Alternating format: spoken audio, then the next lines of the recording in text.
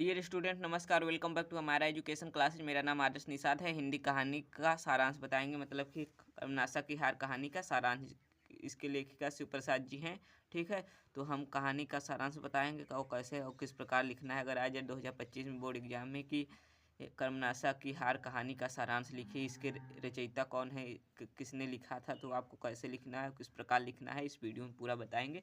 तो हम कहानी का सारांश स्टार्ट कर। कर्मनासा की हार शिव प्रसाद सिंह जी द्वारा लिखित कहानी है। कर्मनासा एक नदी का नाम, जो था एक कर्मनासा नदी का नाम है, जिसके किनारे नईडीह नामक एक गांव है। उस गांव में भैरव पाणे नामक एक व्यक्ति है, जो पैरों से अपाहिज है। भैरव पाणे के माता पिता की मृत्यु हो चुकी है।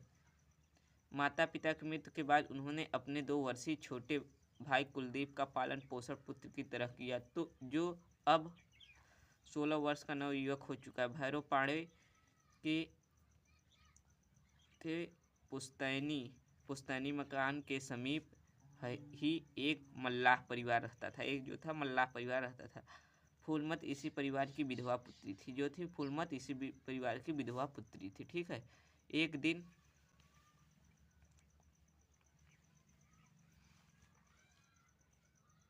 ठीक है, तो क्या कहते हैं, एक दिन फूलमत भैरव पाणे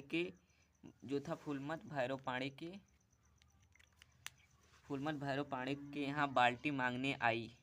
बाल्टी देते समय कुलदीप फूलमत से टकरा गया। जो था भैरव पाणे के यहाँ बाल्टी मांगने आए तो कुलदीप फूलमत से टकरा गया था। ठीक है, फूलमत पहले सब कपाती फिर मुस्कुरा देती है। कुलदीप भी उसकी ओर मुग्ध दृष्टि से ठीक है देखता है। भैरव पाणे से ये सब देख लेते, भैरव पाणे जी थे जो देख लेते, और कुलदीप जी थे जो थे क्रियाकलापों पर दृष्टि देखने लगते। कुलदीप जो थे क्रियाकलापों की दृष्टि रखने पर देखने लगते। ठीक है, रखने लगते हैं। कुलदीप एवं फूलमत एक दूसरे से प्रेम करते थे। कुलदीप और फूलमत एक दूसरे से प्रेम करते थे। ठीक है, वे दोनों एक दिन कर्मनासा के तट पर छुप कर मिलने गए। भैरव पाणे संयोगवश उन दोनों को देख लेते हैं। ये देखकर वे क्रोधित हो उठते हैं और दोनों को ही डांटते हैं। कुलदीप के गाल पर थप्पड़ भी मार देते हैं। लज्जा और भय के कारण कुलदीप घर से भाग जाता है। कुछ महीनों के बाद कर्मनासा नदी में बाढ़ आ जाती। महीनों के बाद कर्मनासा नदी में बाढ़ आ जाती है। ठीक है, गांव वालों में यह अंधविश्वास प्रचलित है। गांव वालों में जब भी बाढ़ आती है तो यह अंधविश्वास प्रचलित है कि कर्मनासा में जब भी बाढ़ आती है तो मानव बलि अवश्य लेती है। फूलमत विधवा है, लेकिन कुलदीप के बच्चे को जन्म दे चुकी है। इस सूचना को प्राप्त करते ही गांव वाले कर्मनासा की बाढ़ का कारण फूलमत को समझाने लगते हैं। ठीक है, और निर्णय लेते हैं कि उसे उसके बच्चे सहित कर्मनासा में फेंक दिया जाए। फूलमत उसे को समझाने लगते हैं और निर्णय लेते हैं कि उसे और उसके बच्चे को कर्मनासा नदी में फेंक दिया जाए। ठीक है, फूलमत अपने बच्चे को छाती से चिपकाए भयभीत खड़ी थी। उसी समय भैरव पाणे वहाँ आ जाते।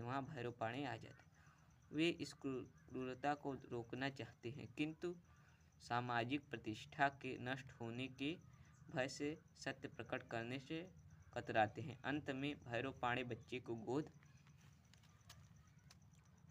गोद में लेकर निर्भीक स्वर में कहते हैं कि फूलमत उनके छोटे भाई की पत्नी है, उनकी बहू है, और उसका बच्चा उनके छोटे भाई का पुत्र है। गांव का मुखिया कहता है कि पाप का दंड तो भोगना ही पड़ेगा। इस पर भैरव पाणे कठोर स्वर में कहते हैं कि यदि वे यहाँ एकत्रित सभी के पापों को गिनाने लगे तो यहाँ खड़े सभी लोग को कर्मनासा की धारा में जाना पड़ेगा। भीड़ में सन्नाटा छा गया। नदी की बाढ़ भी उतर गई। तो अगर कर्मनासा की हार कहानी आ जाए, कहानी का सारांश लिखिए और किस प्रकार लिखना है, तो इस वीडियो में मैं बताया हूँ किसी प्रकार आपको लिखना है। तो बोर्ड एग्ज़ाम 2025 में अगर आ जाए तो कैसे लिखना है, इसी प्रकार आपको बिल्कुल लिखना है।